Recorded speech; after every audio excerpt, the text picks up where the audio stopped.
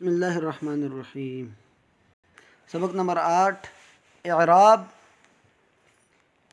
او والبناء۔ اعراب والبناء یعنی اسماء کی یا کسی اسم کی اس لحاظ سے بھی ایک تقسیم بنائی گئی ہے کہ وہ معرب ہو یا وہ مبنی ہو۔ معرب کا مطلب وہ اسم جس کے آخری حرف کی حرکات بدلتی رہیں، یعنی پیش، زبر، زیر اس کی بدلتی رہے۔ اور مبنی یا بنا وہ اسم یا وہ لفظ ہے جس کے آخری حرف کی جو حرکت ہے، اگر وہ زبر ہے تو وہ ہر حالت میں زبر ہی رہے، اگر زیر ہے تو ہر حالت میں زیر ہی رہے، اور اسی طرح اگر پیش ہے تو وہ ہر حالت میں پیش ہی ہو، تو تب وہ مبنی کہلاتی۔ اب ادھر جو ذکر کیا گیا کہ اعراب وہ اسم جو مختلف عوامل کی وجہ سے اس کے آخر میں تبدیلی ہو، یعنی عوامل سے مراد اسم سے پہلے کوئی خاص الفاظ آتے ہیں جس کی وجہ سے اسم کے آخری حرف کے اوپر تبدیلی آ جاتی ہے، یعنی زبر آ جائے، زبر پیش ہے تو زبر بن جائے گی، زبر اور کبھی پیش کی جگہ زیر بن جائے گی اور کبھی پیش ہی رہے گی۔ تو یہ تبدیلیاں اپنے سے پہلے آنے والی کسی لفظ کی وجہ سے ہوتے ہیں، اس لفظ کو عامل کہا جاتا ہے، یعنی اس کی وجہ سے یہ تبدیلی پیدا ہوئی۔ تو اگر کسی لفظ یا کسی اسم سے پہلے یہ الفاظ آ جائیں اور اس اسم کے آخری حرف کے اوپر زبر، زیر، پیش یہ تبدیل ہوں، وہ لفظی لحاظ سے، ظاہری لحاظ سے تبدیل ہوں یا تقدیری لحاظ سے، یعنی چینج تو ہوں لیکن وہ ظاہری طور پر چینج نہ ہوں بلکہ چھپے ہوئے ہوں، تو اس کو کہتے ہیں کہ یہ معرب ہے یا یہ اعراب ہے اس کا۔ اور جس کلمے یا جس لفظ پر یہ تبدیلی آتی ہے اس لفظ کو معرب کہتے ہیں، یعنی اس لفظ پہ اعراب آ گئے، یعنی اس کے لفظ کے آخری حرف کی حرکات تبدیل ہو رہی ہیں۔ جیسا کہ یہ مثال ذکر کی گئی ہے، جاء حامدن، جاء آیا، حامدن حامد۔ اب حامد فاعل ہے، فاعل کے اوپر ہمیشہ پیش آتی ہے، تو فاعل ہونے کی وجہ سے اور جاء فعل ہونے، جاء اس کے پہلے جو فعل ہے اس کی وجہ سے حامد کے اوپر پیش آئی ہے، اس کے آخری حرف کے اوپر۔ اسی طرح رأیتو یہ فعل اور فاعل ہے، اس لیے حامدن آخر میں حامد کے آخری حرف کے اوپر دال کے اوپر زبر آئی ہے، تو یہ رأیتو کی وجہ سے آئی ہے۔ اسی طرح ذہبت الی حامدن، الی کی وجہ سے حامد کے آخری حرف آ گئی۔ تو اس طرح دیکھیں حامدن، حامدن، حامدن، یعنی مختلف احوال میں حامد کی پیش، زبر اور زیر تبدیل ہوئی، اس کو کہتے ہیں کہ یہ لفظ معرب ہے اور یہ اس کا اعراب ہے جو چینج ہوا ہے پیش سے زبر اور اسی طرح زیر کی حالت میں۔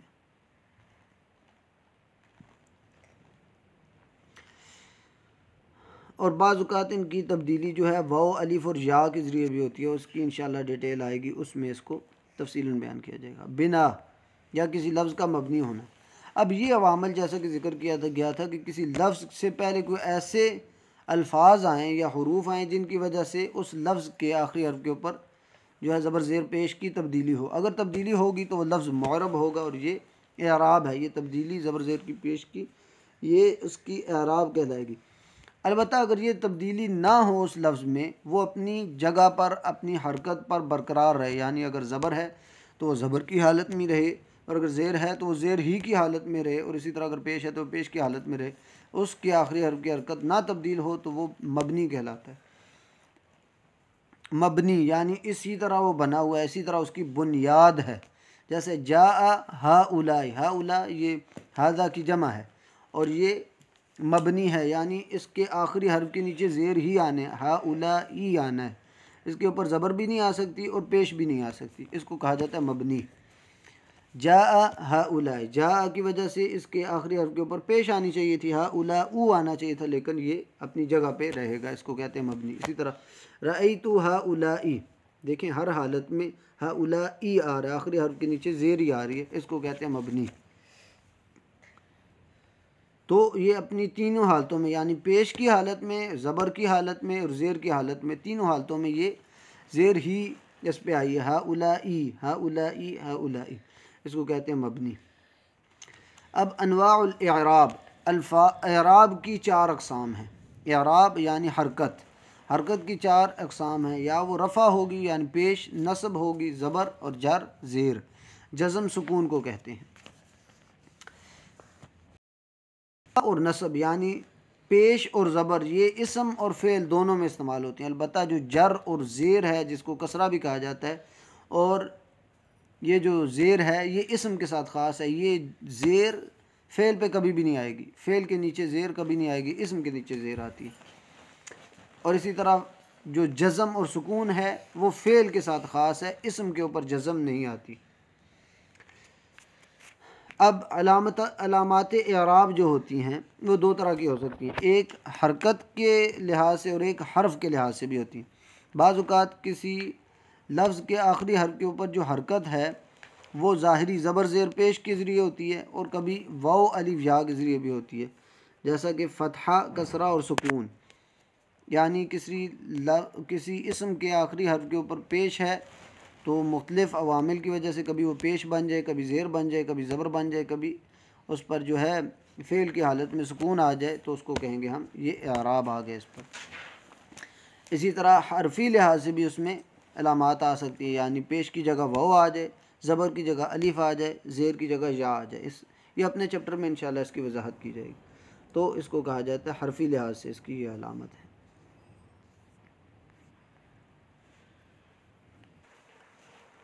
سبق نمبر 9، یعنی اسم کے اس لحاظ سے تقسیم کی گئی کہ اس کے آخری حرف کے اوپر جو حرکات ہیں یعنی زبر زیر پیش، اس کی تبدیلی اگر ہو تو وہ اسم معرب ہوگا، اور اگر تبدیلی نہیں ہو رہی، وہ اپنی حال پر ہے، تو اس کو مبنی کہا جاتا ہے۔ پھر وہ اسم جو معرب ہے جس کی حرکات آخری حرف کی تبدیل ہوتی رہتی ہیں، اس کی مزید تقسیم، یعنی وہ اسم جس کے آخری حرف کی تبدیلی حرکات کے ذریعے ہو، یعنی زبر زیر پیش کی تبدیلی ہو، اور وہ اسم اسماء معربہ بالحروف، یعنی جس میں آخری حرف کی تبدیلی زبر زیر پیش کے ساتھ نہ ہو بلکہ زبر کی جگہ الف ہو، پیش کی جگہ واو آئے، زیر کی جگہ یا آئے۔ یہ اپنی اپنی جگہ پر اس کی ڈیفینیشن، یعنی وہ اسماء جن کا اعراب ضمہ، فتحہ یا کسرہ یعنی پیش، زبر یا زیر سے ہو، اس کو کہتے ہیں اسماء معربہ بالحرکات، یعنی حرکات کے ذریعے اس کے اسم کے آخری حرف کی جو ہے اس میں تبدیلی آئی ہے۔ اس میں مزید 4 اقسام ہیں جن کی آخری حرف کی تبدیلی حرکات یعنی زبر زیر کے ذریعے ہوتی ہے، اس کی مزید 4 اقسام ہیں، یعنی ایک تو ایسا اسم جو مفرد ہے، واحد ہے، اور اس کی حرکات ساری تبدیل ہو سکتی ہیں، تو وہ ایک ہو گیا۔ ایک ہے جمع مکسر منصرف، یعنی ایسی جمع جس کے آخری حرف کے اوپر ساری حرکات آئیں، یعنی زبر زیر پیش تینوں آ جائیں۔ اور ایک ہے جمع مؤنث سالم، جمع مؤنث سالم میں ایک حرکت، یعنی جمع مؤنث سالم کے آخری حرف کے اوپر زبر نہیں آتی بلکہ زبر کی جگہ بھی زیر آتی ہے، تو جمع مؤنث سالم کے آخری حرف کے اوپر پیش آ سکتی ہے اور زیر آ سکتی ہے، زبر نہیں آ سکتی۔ اسی طرح غیر منصرف میں بھی یہ چیز ہے کہ وہ اسم جو غیر منصرف ہے اس کے آخری حرف کے اوپر پیش بھی آ سکتی ہے، زبر بھی آ سکتی ہے، لیکن زیر نہیں آئے گی بلکہ زیر کی جگہ زبر آ جائے گی۔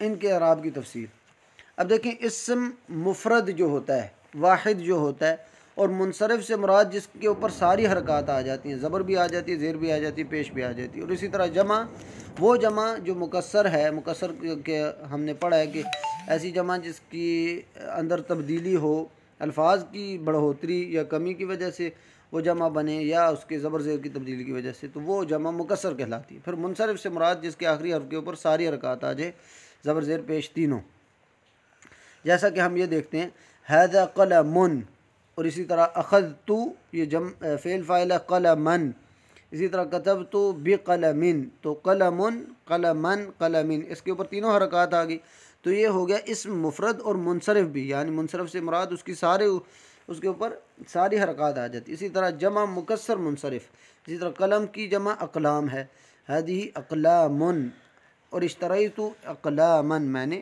قلم خریدے۔ اسی طرح کتبت باقلام، میں نے قلموں سے لکھا، تو اس کے اوپر بھی زبر زیر پیش دونوں آ جاتی ہیں، تینوں آ جاتی ہیں، یعنی وہ اسم اور وہ جمع جن کے اوپر ساری حرکات آ جاتی ہیں ان کو منصرف کہا جاتا ہے۔ اسی طرح جمع مؤنث سالم، اس پر پیش کی حالت میں پیش آ سکتی ہے، اور زیر کی حالت میں زیر آ سکتی ہے، لیکن زبر کی حالت میں اس کے اوپر زبر نہیں آئے گی بلکہ زبر کی جگہ بھی زیر آئے گی. جیسا کہ آپ دیکھیں ادھر ہن مؤمناتن، ہن مؤمناتن آخری حرف کے اوپر پیش آ گئی.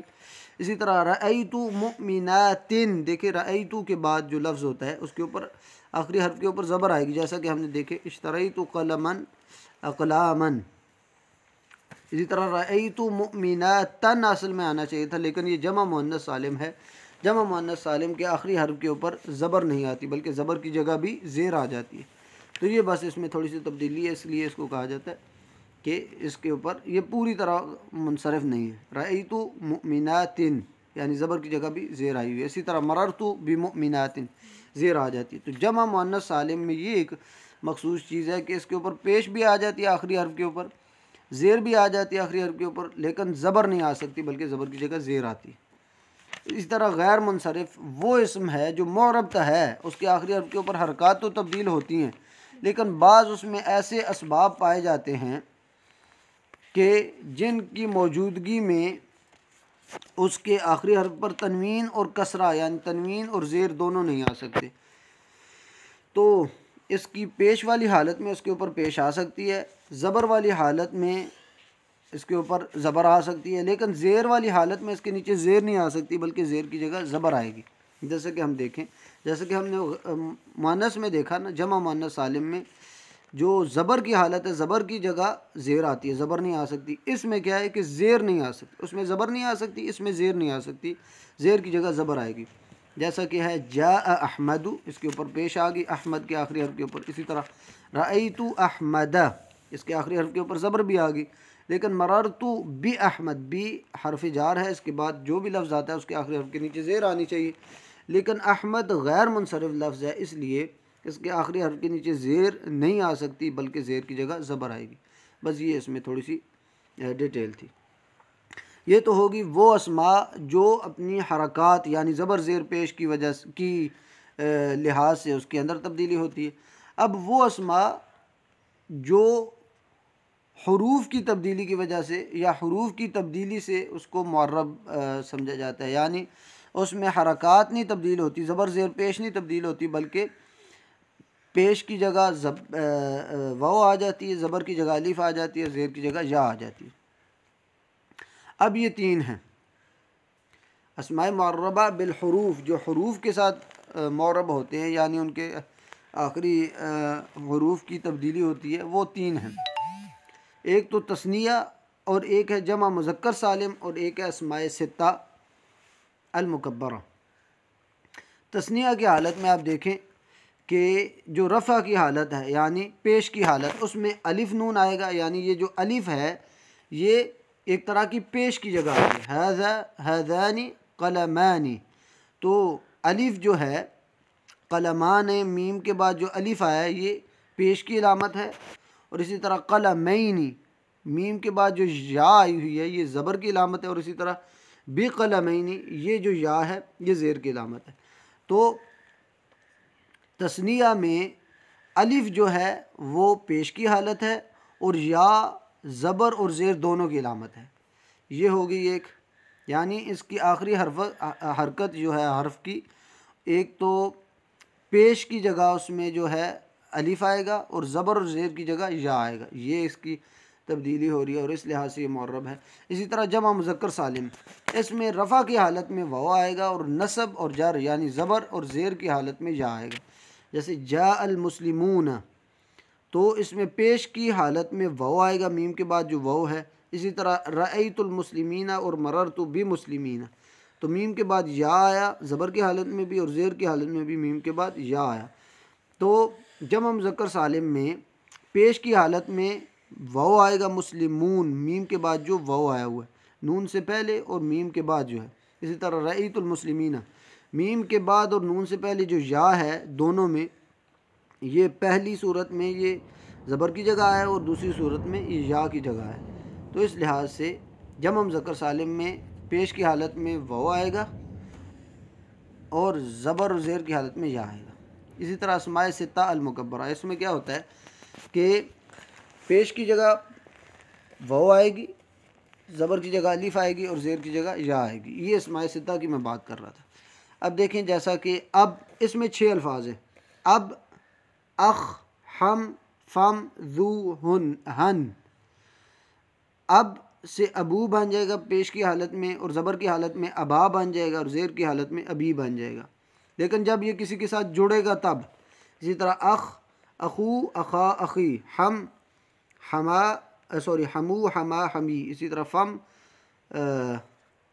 فم سے یہ فو بن جائے گا، فو، فا، فی. اسی طرح ذو، ذا، دی.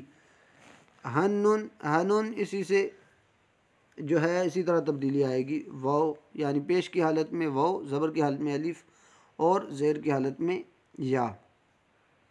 لیکن اس میں کچھ شروط ہیں. ان شروط کی موجودگی میں ان میں یہ تبدیلی آئے گی. ایک تو یہ شرط ہونی چاہیے کہ یہ مکبرہ ہونی چاہیے، تصغیر نہیں ہونی چاہیے، تصغیر کا اس میں صیغہ نہیں ہونا چاہیے. یعنی اب سے ابئی نہیں ہونا چاہیے، اور اسی طرح اخ سے اخئی یا ہم سے حمئی یہ چیز نہیں ہونی چاہیے، بلکہ مکبر ہی ہونے چاہیے. یہ چیز انشاءاللہ آگے آئے گی. اسی طرح مفرد ہوں، تثنیہ اور جمع نہیں ہونے چاہیے. تثنیہ کی بھی جو ہے اس صورت میں نہیں آتی، اور جمع کی بھی اس صورت میں کوئی تبدیلی اس طرح نہیں بنتی، بلکہ مفرد حالت میں، واحد کی حالت میں ہی یہ تبدیلی آتی ہے. یعنی اس میں پیش کی جگہ واو اور زبر کی جگہ الف اور زیر کی جگہ یا آئے گی. اسی طرح تیسری شرط یہ کہ مضاف ہونے چاہیے، کسی ظاہری اسم کی طرف یا کسی ضمیر کی طرف مضاف ہونے چاہیے. مضاف ہونے کے بغیر یہ استعمال نہیں ہوئیں گے. جیسا کہ ابو، ابو کا، یا ابو ہو، یا ابو ابی. یا کی طرف جو ہے اس کی نسبت نہیں ہونی چاہیے، اور یہ چیز آخر میں آ گئی ہے کہ یا متکلم کی طرف اس کی نسبت نہیں ہونی چاہیے. یعنی ابی نہیں ہونا چاہیے اخی، کیونکہ پھر اس میں وہ چیز ہی ختم ہو جاتی ہے. تو یہ شروط اگر 4 پائی گئی تو تب ایسا لفظ جو ہے وہ اسماء ستہ میں سے شمار کیا جائے گا. اور اسی طرح 2 جو شرطیں ہیں وہ مختص ہیں فم کے ساتھ. ایک تو فم کے ساتھ ہے کہ اس کے اعراب بالحروف کے لیے 5ویں شرط یہ ہے کہ یہ میم کے بعد، یہ میم کے بغیر ہو.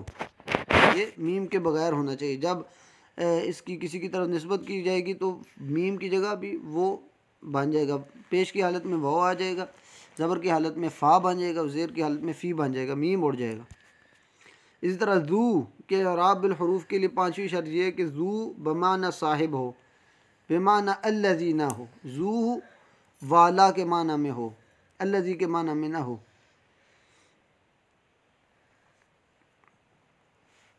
اور اسی طرح اس کی جو 6ٹھی شرط ہے وہ یہ ہے کہ یہ اس میں جنس کی طرف مضاف ہو، یعنی کسی جنس کی طرف اس کی نسبت ہو. وہ ظاہری اسم بھی ہو سکتا ہے اور کسی کی ضمیر بھی ہو سکتا ہے. ابھی اس کو دیکھیں، امپلیمنٹ کرتے ہیں. اب جاء ابو کا، ابھی پیش کی حالت میں واو آ گئی. رأیت ابا کا، زبر کی حالت میں ابا الف آ گیا. اور مررت بابی کا، زیر کی حالت میں یا آ گیا. اسی طرح اخ، ھذا اخوک. لقیت اخاک، سرت مع اخیک. تو یہ بھی اسی طرح پیش کی حالت میں واو، زبر کی حالت میں الف، اور زیر کی حالت میں یا. اسی طرح ہم، ھذا حموک، ھذا حموک. دیکھیں میم کے بعد واو آ گیا تو یہ واو پیش کی علامت ہے، اور زبر الف زبر کی علامت ہے، اور یا حمی کا یہ زیر کی علامت ہے. اسی طرح ھذا فو کا، یہ واو اس میں میم اڑ جائے گا. فم میں یہ چیز ہے کہ میم اڑ جائے گا. فو، فا کا، فی کا، یہ زبر زیر و پیش کی علامت ہے.